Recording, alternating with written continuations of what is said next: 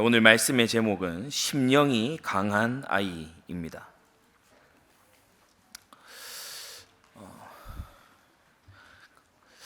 아기와 엄마라고 하는 그 그림을 그린 그런 이제 그림이 있었어요. 그러니까 이 엄마의 얼굴이 굉장히 온화하고 아기가 엄마 품에 안겨서 이렇게 편하게 잠들어 있는 그 그림을 보고서 이제 아기 엄마들이 저 화가는 아기를 길러본 경험이 없는 화가다. 왜 그러냐? 그 근처에 또 다른 그림이 하나 있는데 애는 울고 엄마 볼 꼬집고 그리고 이 엄마 머리는 거의 봉두난발이 돼 있어. 그걸 이렇게 그린 화가가 있는 거예요. 이 여성 화가인데 이제 자기가 육아를 해봤으니까 이게 아기와 엄마다.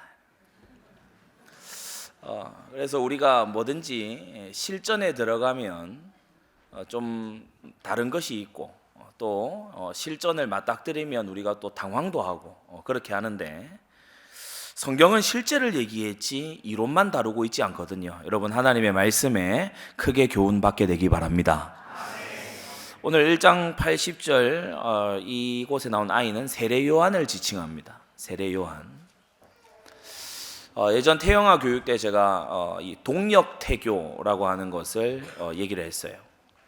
우리가 잘 알듯이 누가복음 1장에 여러분이 오늘 주일 저녁에 시간이 되시면 이제 80절까지의 1장을 한번 읽어보시기를 권해드리는데 요컨대 우리 구주 예수님의 이제 이 어머니이신 이 마리아 그리고 엘리사벳이 서로 친족이죠. 세례 요한의 어머니와 마리아가 서로 친족입니다. 그래서 엘리사벳이 나이 늙어 세례 요한을 잉태했을 때 그때 약 한 6개월 정도를 넘어갈 때에 그때에 이제 마리아에게 이른바 수태고지 네가 구주를 잉태하게 될 것이다. 메시아를 잉태하게 될 것이다. 이거를 이제 듣게 됐죠. 천사로부터. 그래서 산골에 있는 마을로 이 마리아가 달려가서 엘리사벳의 태교를 함께 한 것을 보게 됩니다. 그래서 우리 예수님과 세례 요한은 가까운 친족 사이이고 또 세례 요한이 6개월 앞서 태어난 것을 우리가 성경을 통해 알 수가 있죠. 이 엘리사벳과 마리아의 태교에서도 우리는 성경으로부터 많은 교훈과 신앙 교육의 힌트를 이제 받을 수 있는데 오늘 80절은 특히 이 세례 요한이 이제 유아기를 지나서 유치 유년기 그것을 이제 보낼 때 성경이 그것을 묘사하고 있는데 아주 핵심적인 단어가 바로 심령이 강하여졌다는 거예요. 여러분 우리 아이들이 자라나면서 심령이 영적 상태가 영적인 힘이 강하여져 가야 됩니다. 사람이 무엇보다도 영적인 힘이 강한 아이가 돼야 돼요. 그냥 육신의 힘만 강하고 뭐 성질만 강하고 그렇게 되면 오히려 안 되겠죠. 영적인 힘이 강한 아이들이 돼야 되고 우리 특히 오늘 유치부 우리 가르치시는 부장님과 우리 동역하시는 교사분들 오늘 이 메시지 꼭 명심하시고요. 우리 자라나는 후대들을 데리고 계신 부모님과 또 조부모님들 이 자리에 많이 계십니다. 그래서 유치 영역을 지나는 아이들이 어떻게 이제 하나님 앞에 자라가야 되는지 우리가 하나님 말씀으로부터 교훈을 받아야 되겠습니다. 세 가지로 말씀을 드리는데 첫째, 양육에 대한 세상의 기준부터 바꿔야 됩니다. 세상 기준으로 갖고 있던 그 양육의 기준 그걸 빨리 바꿔야 돼요. 여러분 80절에 아주 의미 있는 표현이 있죠. 이스라엘에게 나타나는 날까지 빈들에 있었다라고 했어요. 세례 요한은 자랄 때 친구가 없었습니다. 빈들에 정확히 더 표현하자면 빈들에 홀로 있었다. 그러니까 세례 요한은 어찌된 일인지 홀로 자랐어요. 빈들에서 홀로 자랐어요. 우리는 일반적으로 생각할 때 아이에게 친구가 없으면 그건 비정상이고 친구 없는 것 자체가 굉장히 부모로서 뭔가 못해주는 것 같고 그래서 아이가 친구를 많이 사귀었으면 좋겠다라고 생각하지만 여러분 실제 사람은 좋은 친구로부터 좋은 걸 배우기보다 나쁜 친구로부터 나쁜 걸 더 잘 배웁니다. 그래서 친구를 삼가 잘 선택해야 되지만 나쁜 친구가 많이 있는 것보다는 아예 친구가 없는 게 낫습니다. 오늘 이 말씀에서 여러분이 좀 성경적인 답을 얻어야 돼요.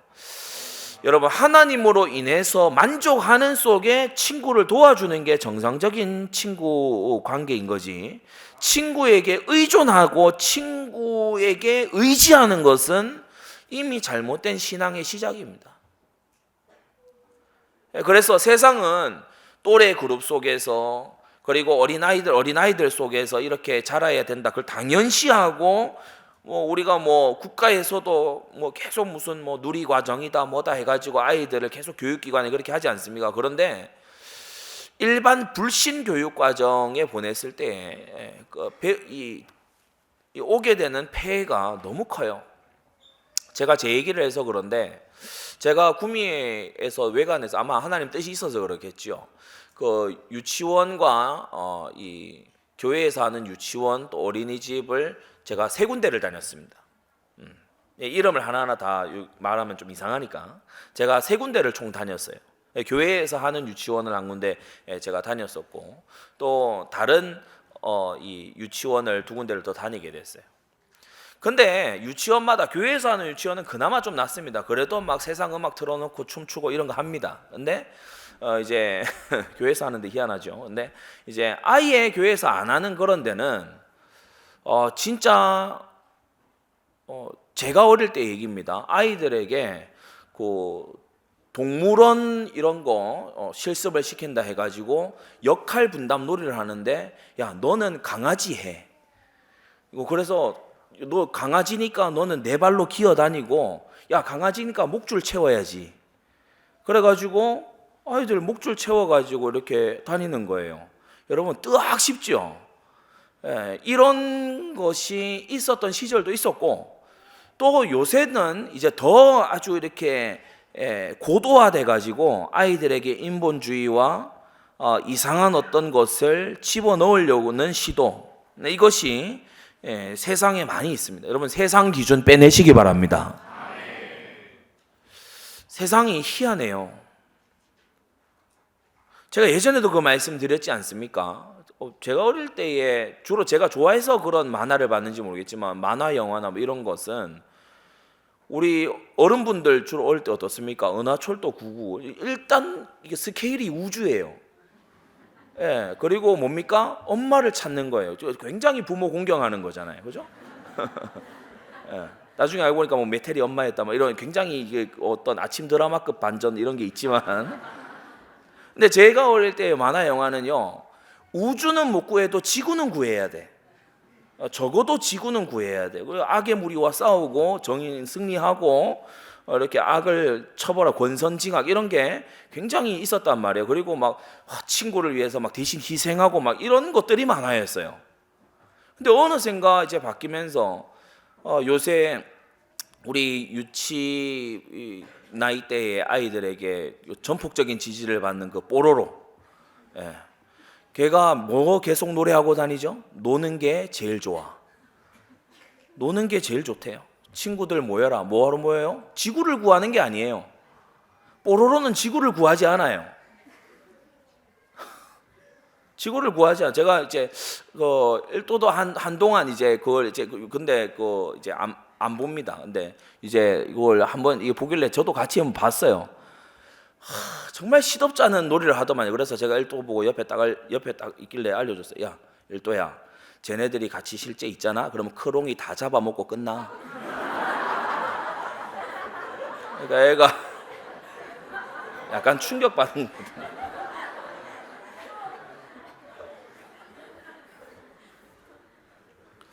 여러분 동물이 말할 때 인류에게 비극이 왔어요.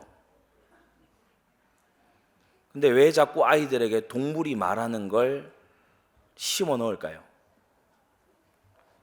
동물이 인간에게 말했을 때마다 인간은 좋았던 적이 없습니다. 그래서 세상 기준이 굉장히 많이 강화되어 있고, 미디어와 교육 매체와 이런 걸 통해서 너무나 거대하게 다가오고 있기 때문에 우리가 눈을 바로 뜨고 보지 않으면 굉장히 이 분별하지 못하고 속을 수 있다. 양육에 대한 세상의 기준을 바꿔야 됩니다. 많이 있지만 작은 세 가지만 말씀드릴게요. 첫째로, 아이가 원하는 대로 해줘라. 아이가 원하는 걸 해줘라.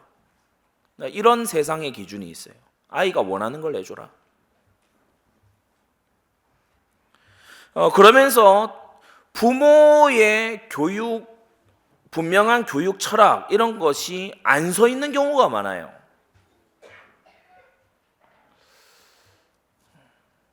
거의 이전 세대의 교육이 학교에다가 다 위탁을 시켜놨다 보니까 이제 학교에 위탁 교육받고 자라난 이 세대가 이 자신들이 이제 아이를 낳아서 기르려고 하니 이 기준도 없고 방법도 모르겠고 교육 철학도 없고 이런 상태가 되는 거예요. 그러니까 아이가 이것저것 구경하다가 저거 사줘 그러면 사줍니다. 저거 할래 그러면 합니다. 여러분, 놀라운 사실은 잠언 22장 15절에 아이의 마음에는 미련한 것이 얽혀 있다고 했어요. 성경 말씀입니다. 하나님의 말씀이 아이에 대해 진단하기를 아이의 마음에는 미련한 것이 얽혀 있다. 실타래처럼. 여러분, 실타래 얽혀 있을 때 어떻습니까? 난감하죠. 실타래 막 얽혀 있는 거 이게 쉬운 문제가 아니에요. 인내를 요하잖아요. 다 제대로 정리하려면 인내를 요하잖아요. 여러분이 육아와 자녀 양육을 이렇게 해보신 분들은 내가 완전 인내심 테스트 아닙니까, 그죠? 내가 이렇게 인내심이 부족한 사람이었나 그걸 알게 되잖아요. 여러분, 이 양육에는 인내가 필요하거든요. 그런데 원하는 대로 해주면 인내할 필요는 없죠. 그렇지 않습니까? 아이가 원하는 걸 무조건 들어주는 부모가 되면 인내할 필요는 없지요. 제가 우리 목사님 사모님 아래에서 저희 부부가 이제 같이 이렇게 하다 보니까 일도가 존댓말을 되게 잘합니다. 존댓말을 뭐 동네 다니면서도 엄마 아빠에게 존댓말을 하고 그렇게 할게요 뭐 이렇게 존댓말을 하니까 이 동네 사람들이 너무 놀라는 거예요. 교회 주변에 있는 사람들도 애가 말을 어디서 배웠냐고 그러는 거예요. 얘는 늘 보던 게 부모님이 조부모님에게 존댓말하고 권위에 순종하는 것을 늘 보면서 자랐거든요. 근데 어릴 때 보면 재밌습니다. 지금보다 좀 더 어릴 때 이제 보면은 재밌어요. 일단 할아버지 할머니하고 같이 있으면 아빠 엄마 말을 안 들으려 그래요. 이제 권위와 서열을 아는 거죠. 그래서 조용히 귀에 가서 얘기합니다. 이따가 보자.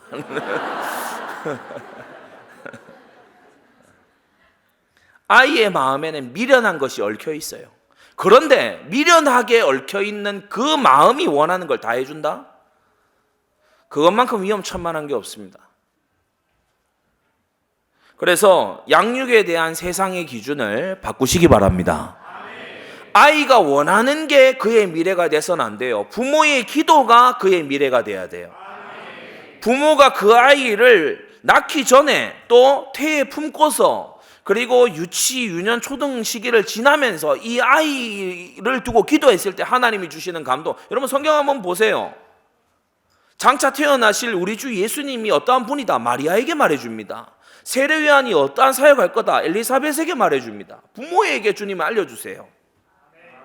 여러분, 부모는 그러한 권위자입니다. 그 아이가 하고 싶은 말대로 그냥 하도록 놔뒀어요. 우리 교회 안에도 심지어 보면은 부모에게 반말 계속하는 그런 집안이 있는데 저는 굉장히 좋지 않다고 생각합니다. 하나님께서 우리 한국인들에게 특별히 주신 은혜 중에 하나라면은 전 존댓말이라고 생각을 해요. 권위를 배울 수 있고 존경을 표할 수 있는. 영어에는 플리즈밖에 없잖아요. 뭐 sir 이거밖에 없잖아요. 그런데 우리는 이 표현법 전체가 바뀌거든요. 아이는 불편해요. 아이는 존댓말을 막 일부러 하려고 하면 불편하다. 우리는 아이가 불편해서 안 하려고 하면 그대로 놔두면은 이제 이 아이는 반말만 하는 세상에서 살아가는 겁니다. 여러분, 마음이 말을 만들기도 하지만 말이 마음을 만든다는 걸 우리는 말씀운동 사역자로 살면서 제대로 깨달아야 돼요. 여러분, 말이 마음을 이끌어냅니다. 말이 마음을 바꾸기도 하고요. 말에는 위력이 있죠. 그래서 아이에게 존댓말 가르치세요. 부모가 더 높은 권위자에게 특히 조부모님이 같이 계시는 게 가장 좋습니다. 일상생활에서 존댓말을 계속 쓰다 보면 아이가 이제 보면서 배우는 거죠. 두 번째, 양육에 대한 세상의 기준을 바꿔야 되는데, 두 번째, 다양한 경험을 해야 된다라고 하는 세상의 기준이 있습니다. 다양한 경험을 해야 된다.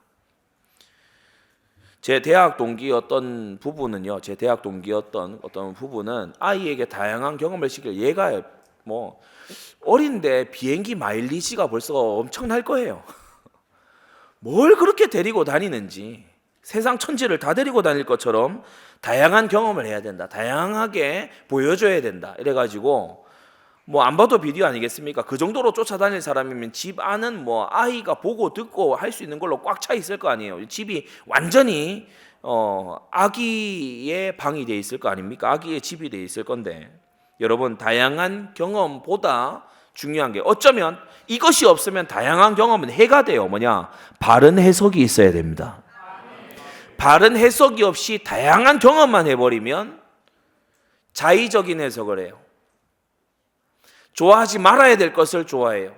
동경하지 말아야 될 것을 동경합니다.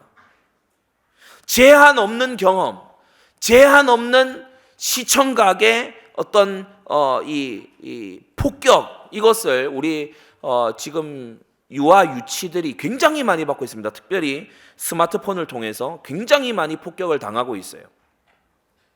여러분은 혹시 아이가 조르기 때문에 그냥 스마트폰 던져주고 잠시 조용히 있어라 이렇게 하진 않습니까? 여러분이 다른 일이 있다고 해서 스마트폰 던져주고 조금 조용하니까, 거기에 몰두하고 있으니까 그걸 허용하지 않습니까? 여러분, 이것은 이제 뇌과학을 연구하는 사람들조차도요, 만 3세 이전에 스마트폰을 연속으로 얼마 이상 했을 때 뇌가 정지를 한다고 합니다. 발달에 장애가 오는 거예요.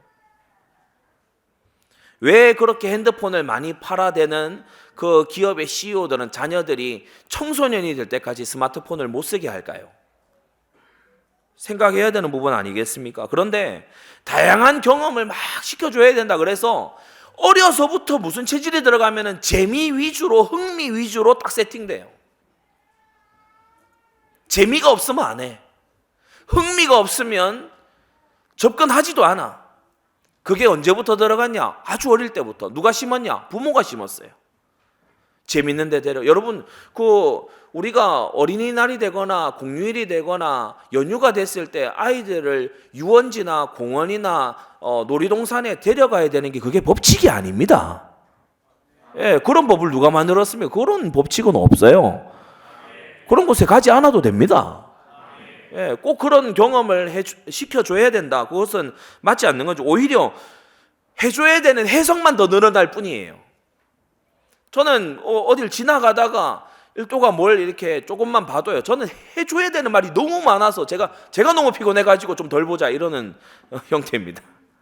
해줘야 되고 고쳐줘야 되고 저건 잘못된 거야, 그렇게 말해줘야 되는 게 너무 많아서 말이죠. 그리고 작은 세 번째로, 도움 없이 홀로 해야 된다. 이러한 세상의 기준이 있습니다. 홀로 할 수 있어야 된다. 이런 식으로 혼자 할 수 있도록 해야 된다. 이런 게 있지요. 그러나 성경은 철저히 함께를 가르칩니다. 함께를 가르쳐요. 가장 중요한 것이 하나님과 함께. 하나님과 함께. 그러면서 나를 이날 이때까지 있게 한 분에 대해서 은혜와 감사를 알아야 돼요. 여러분이 자녀에게, 우리 유치부에서도 마찬가지예요. 홀로 하는 이 과제를 하기보다는, 홀로 풀어내는 걸 하기보다는 옆 사람을 도와줄 수 있는, 친구나 후배, 선배를 도와줄 수 있는 것을 많이 시키십시오. 제가 우리 일도를 등원을 시키면서 빠지지 않고 제가 매번 하는 말이 있습니다. 일도가 등원을 할 때마다, 성교원에 등원을 할 때마다 해주는 말이 있어요. 빠뜨리지 않고 매번 합니다. 가서 선생님 잘 도와드려. 그렇게 말합니다. 가서 선생님 잘 도와드려. 그러니까 최근에는 잘 도와드릴게요. 그러고 들어가더라고요. 잘 도와드릴게요. 그러니까 잘 돕는지는 모르겠지만 잘 도와드려라. 우리는 돕는 자가 돼야 되잖아요. 함께하는 자, 은혜와 감사를 하는 자, 돕는 자 이렇게 해야 됩니다. 우리 한국 가정에서 제일 안 좋은 그 전통의 그 말이 뭡니까? 가만히 있는 게 도와주는 거야. 가만히 있는 건 돕는 게 아니잖아요. 그러니까 네가 뭘 하면 항상 문제가 생기니까 너는 가만히 있어. 그게 더 나아. 도우려는 생각 따위 하지 마. 그런 가정의 교육을 혹시 하셨다면 그거 굉장히 잘못된 겁니다. 유치 시절에는 거의 무의식 잠재의식 속에 그대로 들어가 버리거든요. 스펀지처럼 흡수하는 정신이라서 그대로 들어가 버리기 때문에 우리의 말과 우리의 교육 철학이 성경적으로 개혁되어야 될 줄로 압니다. 아이가 원하는 대로 하지 마라. 부모에게 주신 주님의 사명대로, 주님께서 자식을 주신 그 전통에 가득한 화살을 가진 그 용사의 사명대로 자녀를 표대를 정해주라. 그리고 다양한 경험일수록 바른 해석이 필요하다. 도움 없이 홀로 서야 되는 것이 아니고 함께가 되어야 되고 돕는 자가 되어야 되고 은혜와 감사를 아는 자가 되어야 된다. 여러분, 양육에 대한 세상의 기준을 바꾸시기를 바랍니다. 큰 두 번째로, 우리가 심령이 강하여지려고 하면 심령이 죄에 대한 면역이 있어야 되겠죠. 그래서 큰 두 번째, 특정한 죄들을 이기도록 가르쳐야 돼요. 5가지 말씀드립니다. 특정한 죄들을 이겨야 되는데, 첫 번째, 거역이라는 죄를 이겨야 돼요. 이 어린 자녀가 내가 거역하려는 마음이 생기는데 이것과 내가 싸워서 이겨야 되는구나. 여기까지만 유치부 시절에 해줘도 굉장히 훌륭한 교육입니다. 대부분의 많은 사람들은 심지어 신자의 가정에서 자란 아이들도 자기 마음에서 일어나는 것이 옳은 줄 알고 그대로 해버려요. 마음에서 거역하는 마음이 일어날 때, 이것이 거역인데 이 거역은 단순히 부모님에 대한 거역이 아니고 하나님이 명하신 계명에 대한 거역이라는 거, 그것을 알려줘야 돼요. 한 번은 어디를 이렇게 가는데 일도가 이 헤어지는 거를 되게 이제 싫어하거든요. 교회 집에 있으면 이제 성경은 안 가. 그리고 이제 가 있으면 집에 안 가. 이렇게 이제 항상 이제 거기 있는 사람과 헤어지기 싫어서 그렇게 하는데, 제가 안 가가 약간 입에 붙는 것 같길래 그 얘기해 줬어요. 일도야, 요나라는 사람이 있었어. 요나라는 사람이 하나님께서 너 가라, 니느웨로 가라 이렇게 했는데 요나가 안 가 하고 다시스로 도망을 갔는데 배가 풍랑을 만나서 팍, 그걸 실감나게 아이에게 막 얘기해 줬어요. 배가 꽉 하고, 그래서 사람들이 막 어지러워하고 막 토하고 그리고 막 죽겠다고 그러니까 애가 뭐 눈이 동그래서 듣는 거예요. 그래서 이 요나 때문에 그렇구나. 그래서 바닷속으로 던졌는데 물고기, 이만한 물고기가 와서 입을 쫙 벌려가지고 요나를 팍 삼켰지. 안 가 하면 어떻게 돼?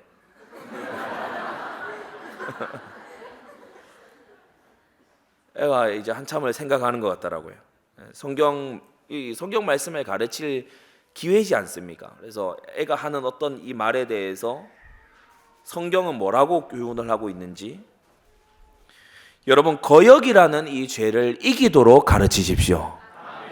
일평생을 싸워야 되는 싸움이니 어렸을 때부터 잘 싸우는 법을 터득하면 그의 평생에 얼마나 그 싸움이 쉽고 많은 승리가 있게 되겠습니까? 어려서부터 잘 싸워서 이길 수 있는 자로 우리가 양육해 줘야 되겠죠.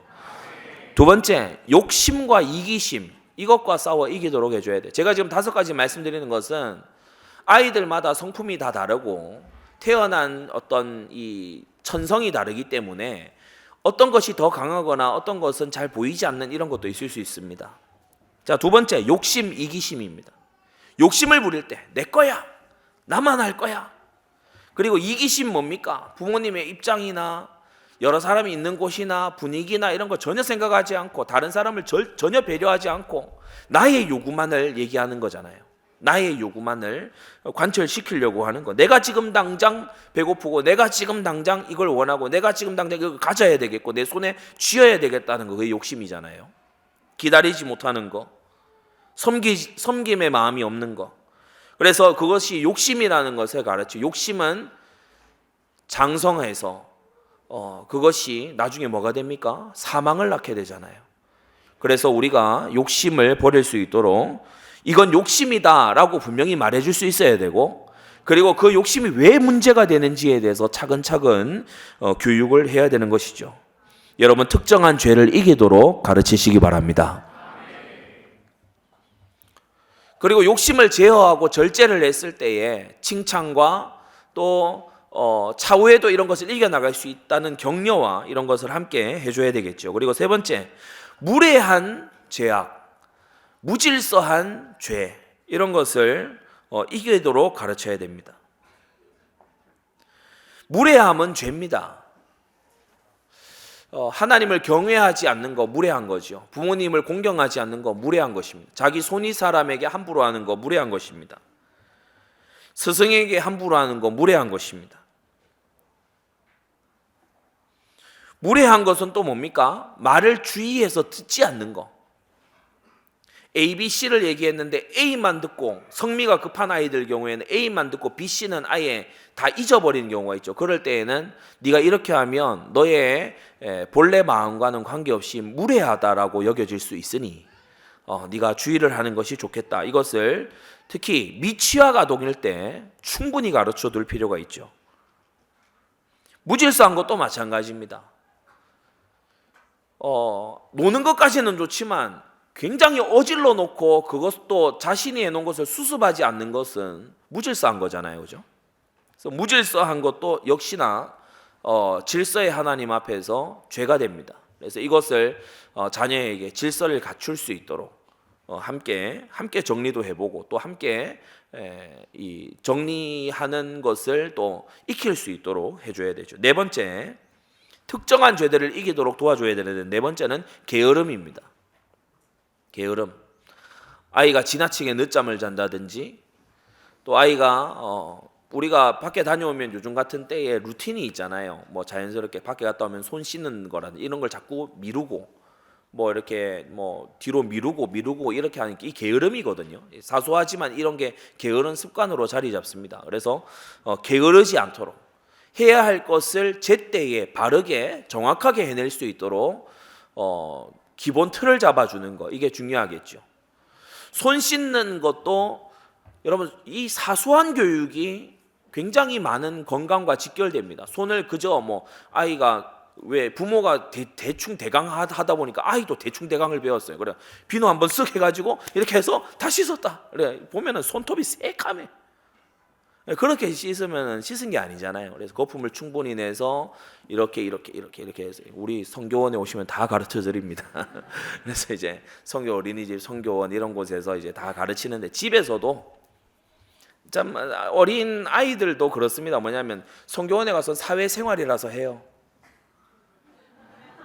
사회생활이라서 숟가락 들고 밥도 먹고 단체 활동 잘하고, 집에서 막 엉망으로 하는 친구들 중, 우리 중고등부 학생들 중에서도 집에서 엉망으로, 학교에서 정말 잘하는 친구들이 있습니다. 왜 그렇게 이중적일까요? 그죠? 그렇게 살면 안 되는데, 오히려 더 소중한 가족들에게 잘해야 되는데, 맞잖아요. 예. 여러분이 낯설고 멀리 있는 이미 죽어서 무덤 속에 있는 그런 사람들을 많이 존경하는 그런 사람 되지 마시고, 여러분에게 은혜 베푼 자들을 가장 존경하시기 바랍니다.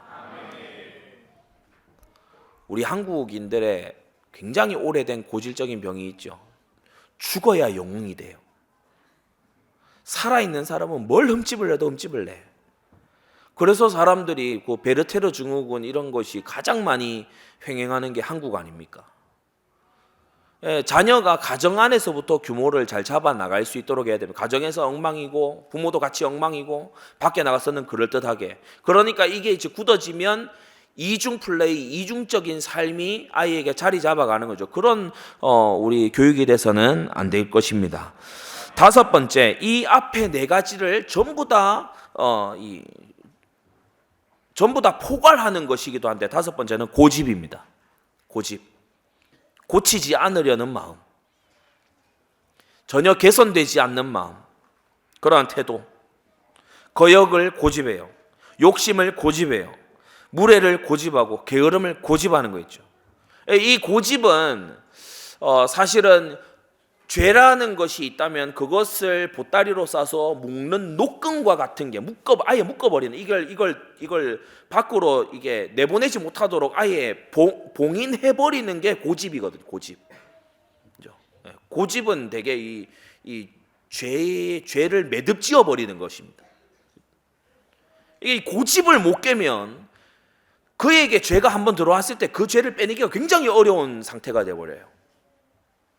그래서 고집스럽지 않도록 어려서부터 해야 되는데, 여러분 여기에 이제 부모와 교사의 인내가 필요합니다. 고집을 무너뜨려야 돼요. 고집을 무너뜨려야 돼요. 광야 1세대 이스라엘이 뭐 때문에 그렇게 망했죠? 고집 때문에 망한 겁니다. 고집 때문에. 목이 곧은 백성이다. 그 고집을 말하는 거거든요. 고집.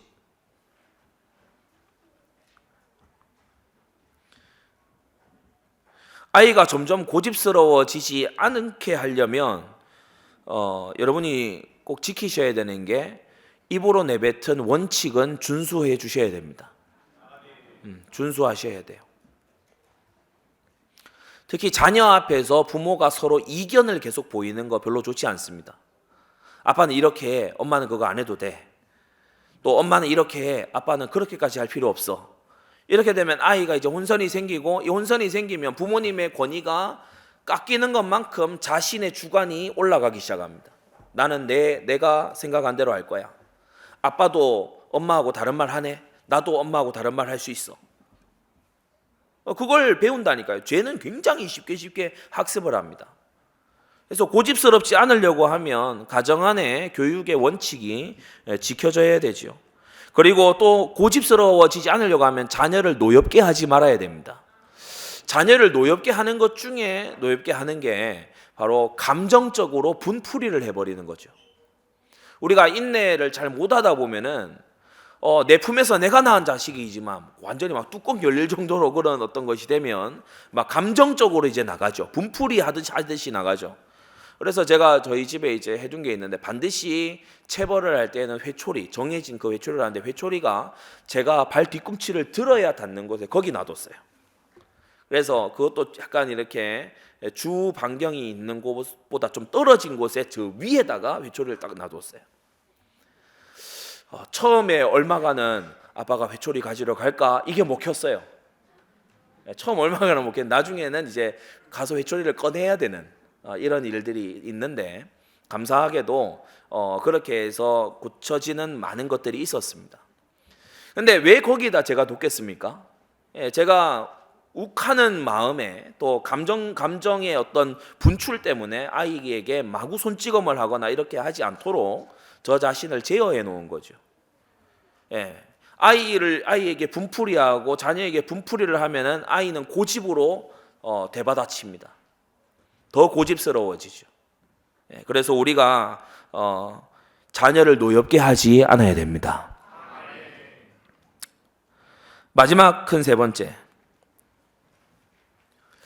심령이 강하여지기 위해서는 죄와의 싸움을 잘해야 되고, 그리고 이제 마지막 세 번째, 우리가 잘 아는 말씀이죠. 주의 교양과 훈계를 가르쳐 줘야 됩니다. 여러분, 아이에게 가장 중요한 것을 가장 어릴 때에 심는 여러분 되시기 바랍니다. 세 가지를 가르쳐 줘야 되는데, 사도신경과 십계명과 주기도문을 가르치십시오. 우리 유튜브에게 부탁드립니다. 이 세 가지를 가르치십시오. 이것이 신앙의 큰 세계의 기둥이라 할 만합니다. 우리 선교원에서도, 선교 어린이집에서도 보면은 성구 암송을 이렇게 시키는 중에 이 세 가지를 뼈대로 교육을 하는 걸 볼 수 있어요. 사도신경이 뭡니까? 복음의 요약이잖아요. 복음의 요약. 소중한 삼위일체의 교리, 구속의 도, 그리고 성도의 신앙과 그리고 종말에 이르기까지 사도신경 안에 신앙의 요체가 들어 있습니다. 복음의 요약입니다. 그래서 올바른 신앙 고백을 할 수 있도록 해주는 거, 그 아이의 영원한 미래, 영혼의 미래와 그리고 그 아이의 장차 이룰 사명에 있어서 가장 중요한 부분이죠. 그래서 사도신경을 가르치고, 부모가 먼저 사도신경을 읽고 자녀에게 암송을 시키고 자녀에게 뜻을 풀어 설명해주고 그랬는데 뭘 가르쳐야 될지 모르겠다. 아이가 멀뚱멀뚱 눈 뜨고 부모도 멀뚱멀뚱 눈 뜨고 있고 그렇게 하지 마시고 오늘 알려드릴 테니 여러분이 대화하거나 뭔가 가르쳐줘야 될 게 있으면 사도신경을 가르치셔서 주의 교양과 훈계로 가르치라는 주님의 말씀 이루게 되시기 바랍니다. 사도신경을 가르치세요. 오늘 뭘 해야 될지를 알려드릴게요. 그리고 그 다음 10계명을 가르치세요. 10계명 출애굽기 20장과 신명기 5장에 나와 있습니다. 그래서 10계명을 가르치세요.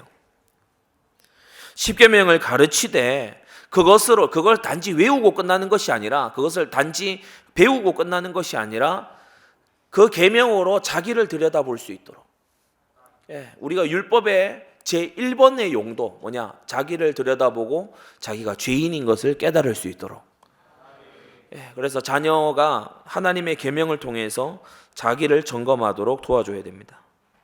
세 번째, 주기도문을 가르쳐야 됩니다. 기도의 모범이지요. 하나님이신 우리 예수님께서 직접 가르치신 기도입니다. 너희는 이렇게 기도하라.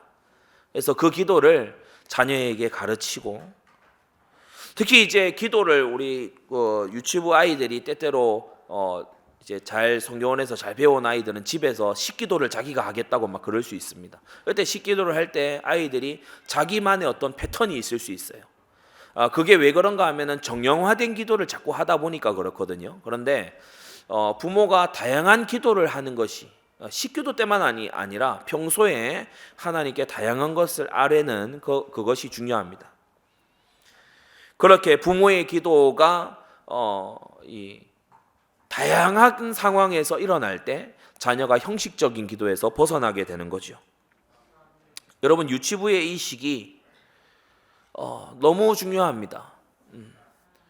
우리가 어릴수록 중요하다라고 하는데 태영아 때에는 사실상 부모의 그대로의 어떤 삶에 대한 태도도 태중에 있을 때 느끼는 감정 보는 것 이런 것에 거의 그대로 영향을 받는다면 이제 부모가 교육자의 입장이 되는 첫 번째 단계가 이 유치부 단계거든요. 교육자의 입장이 되는 자녀는 놀랍도록 들은 대로 말하고 본 대로 행동할 겁니다. 정말 놀라울 정도로 어느 순간에는 소름이 끼칠 정도로 들은 대로 말하고 본 대로 행동할 겁니다. 그래서 때때로 아마 많은 부모님들이 그러시겠지만 저도요. 내가 정말 고쳐져야 되겠다 이런 결단을 한두 번 할 때가 아닙니다. 자녀를 보면서 내게 저런 부분이 있지. 여러분 자녀는 부모의 거울 아닙니까? 그래서 자녀 속에 있는 게 부모에게 있었던 거고 부모에게 작게 있었던 게 자녀에게 터져나가고 있는 중이고 여러분 들은 대로 말하고 본 대로 행동합니다. 유치부 시절에 여러분 정말 신앙 교육에서 승리하게 되시기를 바랍니다. 마지막으로 권면을 드리는데 여러분이 자녀에게 오늘 이 80절에 나온 이 세례 요한처럼 오직 하나님만을 바라볼 수 있는 그러한 시간을 주십시오. 방 안에 가둬두라 이런 말이 아닙니다. 오직 하나님만을 바라볼 수 있는 시간을 주십시오. 자녀가 어려서부터 항상 시각적인 매체와 사람들의 말과 친구들과의 활동, 그래서 그러한 활동으로 자기 자신을 정의하고 있다면 영적인 깨달음을 얻기까지 많은 세월이 걸릴 겁니다. 그러나 자녀가 조용히 자신의 주변에 펼쳐진 온 만물과 맞으면서 여러분 빈들은 얼마나 하나님의 창조를 대하기에 적합한 공간입니까? 빈들 아무것도 볼 게 없어요. 이 하늘과 이 땅을 이 드넓은 들판을 지으신 분은 과연 누구이신가? 그것을 세례 요한이 어려서부터 하나님의 교육을 받으면서 자라났던 것이죠.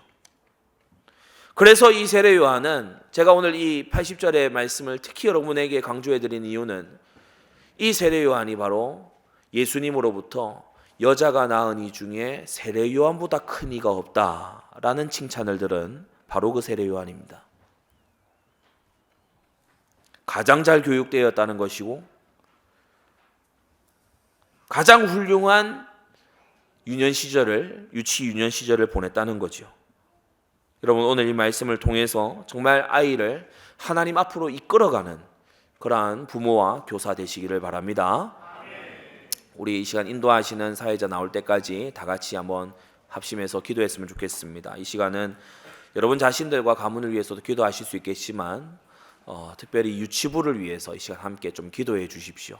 하나님, 우리 안디옥 교회 유치부에 정말 이 세례 요한과 같이 자라나는 그러한 신실한 아이들 많이 일어나게 해 주시옵소서. 이 시간 다 같이 기도하겠습니다.